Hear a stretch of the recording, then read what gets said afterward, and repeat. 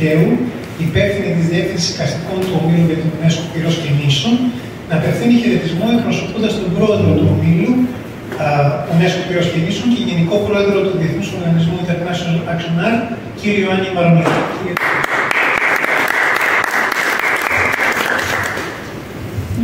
Καλησπέρα σας.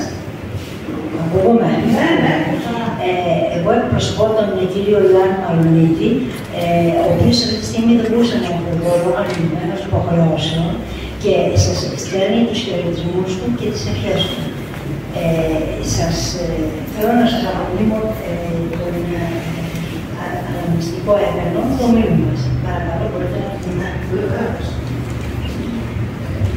Ευχαριστώ πάρα πολύ. Εγώ είμαι για την UNESCO.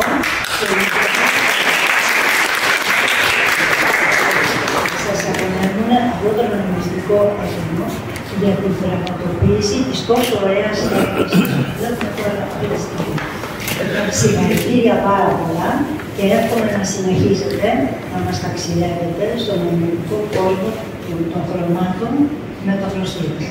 Ευχαριστώ πάρα πολύ.